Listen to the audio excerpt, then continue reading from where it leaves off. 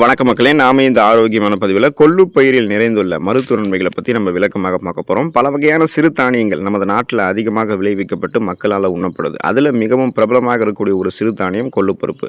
இந்த கொள்ளுப்பருப்பு பெரும்பாலும் குதிரைகளுக்கு உணவாக கொடுக்கப்பட்டிருக்கிறத நீங்கள் பார்த்துருப்பீங்க. குதிரை ரொம்ப அளவு அதிகமாக ஆற்றலாக இருக்கிறதுக்கு கொள்ளுப்பருப்பும் ஒரு காரணம் தான். ஸோ இந்த கொள்ளுப்பருப்பை நாம் எடுத்துக்கொள்ளும் போது நம்முடைய உடலும் பல்வேறு விதமான மருத்துவ நன்மைகளை பெறும். குறிப்பாக பண்டைய மருத்துவ சிகிச்சை முறையான ஆயுர்வேதத்திலுமே கொள்ளு பற்றின மருத்துவ குறிப்புகளாக இருக்குது. தொடர்ந்து கொள்ளு தானியத்தினுடைய உணவுகள் எடுத்துக்கொள்ளும் போது கிடைக்கக்கூடிய ஊட்டச்சத்துக்கள் மூலமாக என்னென்ன மருத்துவ நன்மைகள் கொள்ளு பருப்பு நமக்கு கொடுக்குதுன்றது விளக்கமாக பார்ப்போம். அதை பற்றி பார்க்குறதுக்கு முன்னாடி இந்த வீடியோவுக்கு மட்டும் ஒரு லைக்கை கொடுத்துட்டு இந்த தகவலை உங்களுக்கு தெரிஞ்சவங்களுக்கும் ஷேர் பண்ணிவிடுங்க. ஏன்னா இது அவங்களுக்கும் பயனுள்ளதாக இருக்கக்கூடிய ஒரு ஆரோக்கியமான பதிவு தான். இது போன்ற அப்டேட்ஸ்கள் நீங்கள் தொடர்ந்து பார்க்குறதுக்கு நம்மளுடைய ஹெல்த் நியூஸ் தமிழ் சேனலை மறக்காமல் சப்ஸ்கிரைப் பண்ணி வச்சுக்கோங்க. பக்கத்தில் இருக்கக்கூடிய பெல் பட்டனையும் கிளிக் பண்ணி ஆல் அப்படின்ற ஆப்ஷனையும் செட் பண்ணி வச்சுக்கிட்டீங்க அப்படின்னா நாங்கள் போடக்கூடிய எல்லா அப்டேட்ஸும் உங்களுக்கு நோட்டிஃபிகேஷன் அடிக்கடி வந்து சேரும். சரி வாங்க மக்களே, இப்போ வீடியோக்குள்ளே போயிடலாம். நம்முடைய உடல் எடையை எந்த விதமான பக்க விளைவுகளும் இல்லாமல் ஆரோக்கியமான முறையில் குறைய வைக்கிறதுக்கு கொள்ளு பருப்பு எடுத்துக்கொள்ளலாம். உடல் எடையை குறைக்கிறதுல மிகச்சிறந்த இயற்கை உணவுகளில் ஒன்றாக கொள்ளு பருப்பு இருக்குங்க. நமது நாட்டில் பண்டைய காலத்திலிருந்தே உடல் எடையை குறைப்பதற்கான உணவாக கொள்ளு தானியம் பல பேருக்கு ரெக்கமெண்ட் பண்ணப்பட்டிருக்கு, அதாவது பரிந்துரைக்கப்பட்டிருக்கு. கொள்ளு பருப்பை நன்றாக பொடி செஞ்சு அதை தினமும் காலையில் நீரில் கலந்து குடித்து வருபவர்களுக்கு வெகு சீக்கிரத்தில் உடலில் இருக்கக்கூடிய தேவையற்ற கொழுப்புகள் கரைந்து உடல் எடை கட்டுப்பாட்டுக்குள்ளே வர ஆரம்பிக்கும். ஏதாவது ஒரு உணவு வேலையில் மற்ற உணவுகளை தவிர்த்து முளை கட்டிய கொள்ளு தானியத்தை நம்ம சாப்பிட்டோம் அப்படின்னா உடல் எடை விரைவில் நமக்கு குறைய ஆரம்பிக்குங்க. ஒரு பழமொழி சொல்லுவாங்க, இளைத்தவனுக்கு எள்ளு கொளுத்தவனுக்கு கொள்ளுன்னு சொல்லுவாங்க. இளைத்த உடல் கட்டுக்கோப்பாக மாறணும், மறுபடியும் உடல் எடை அதிகரிக்கணும்னா எள்ளு பயிரிடணும், எள்ளு நம்ம எடுத்துக்கணும்.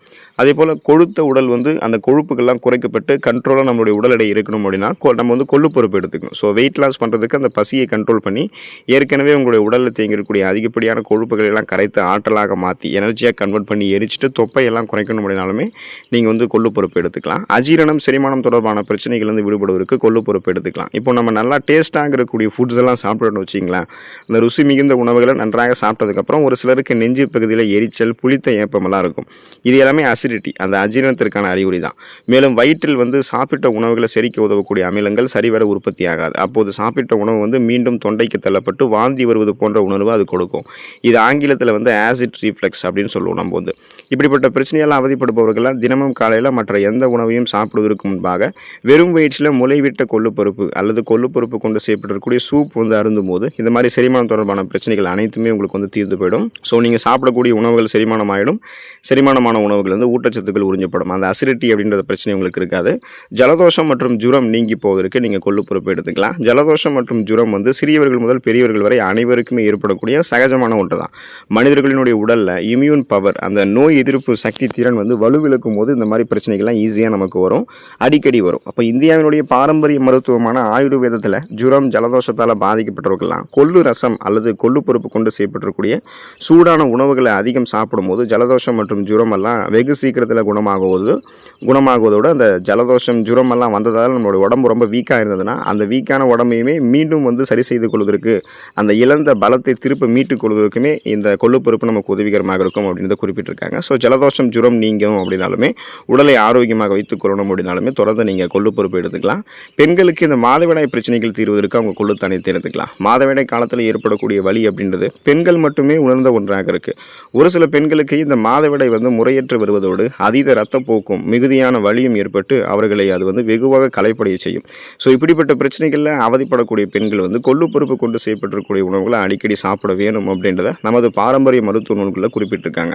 கொள்ளு தானியங்களில் அதிக அளவு இரும்பு சத்து இருக்குது. ஸோ இது பெண்களினுடைய மாதவிடாய் காலத்தில் அதீத இரத்தப்போக்கு ஏற்படுவதால் உடல் இழந்த சத்துக்களை ஈடு பண்ணிடும். மாதவிடாய் ஏற்படும் போது உண்டாகக்கூடிய அதிக எரிச்சல் மற்றும் வலியுமே குறைக்கும். முறையான மாதவிடாய் ஹெல்ப் பண்ணுறது ஆகிறதுக்கு உங்களுக்கு இந்த கொள்ளு பருப்பு ஹெல்ப் பண்ணும்.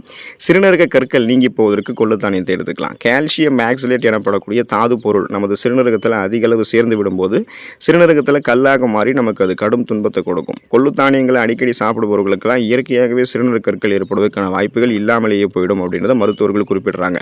கொள்ளு தானியங்களில் இரும்பு சத்து மற்றும் பாலிஃபினால் வேதிப்பொருட்கள் அதிகம் இருக்குது. இது ரெண்டுமே சிறுநீரக கற்களை கரைக்கிறதுக்கு பெருமளவு உதவி புரியும். எனவே தினமும் இரவில் சிறிதளவு கொள்ளு தானியங்களை ஒரு கிணறு நீரில் ஊற வச்சுட்டு மறுநாள் அந்த கொள்ளு பருப்பை வெறும் வீட்டில் பச்சையாக சாப்பிட்டு வரணும். சிறுநீரக கற்கள் ஏற்பட்டு அவதிப்படுபவர்கள்லாம் இந்த மாதிரி முறைகளில் கொள்ளுப்பருப்பு எடுத்துக்கொள்ளும் போது சிறுநீரக கற்கள் வெகு வேகமாக கரைவதற்கு கொள்ளுத்தானியம் உங்களுக்கு உதவிகரமாக இருக்கும். கொலஸ்ட்ரால் பிரச்சனைகளிலிருந்து விடுபடுவதற்கு கொள்ளுத்தானியத்தை எடுத்துக்கலாம். எல்டிஎல் அப்படின்ற அந்த கெட்ட கொழுப்பு வகைகள் நமது ரத்தத்தில் படிகிறது தடுக்கக்கூடிய பெரும் பணியை கொள்ளுத்தானியம் செய்வதாக மருத்துவ ஆய்வுகளை குறிப்பிடுறாங்க.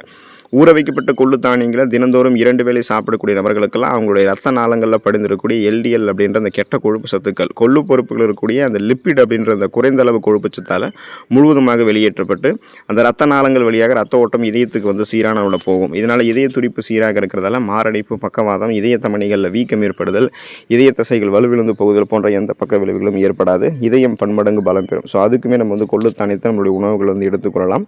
தொடர்ந்து கொள்ளுத்தானியத்தை எடுத்துக்கொண்டு அதில் இருக்கக்கூடிய அடிப்படையான ஊட்டச்சத்துக்களை பெற்று மருத்துவமைகளை பெற்று நலமோடு வாழுங்க. அடுத்த ஆரோக்கியமான பதிவில் மறக்காமல் சந்திப்போம். நன்றி மக்களே.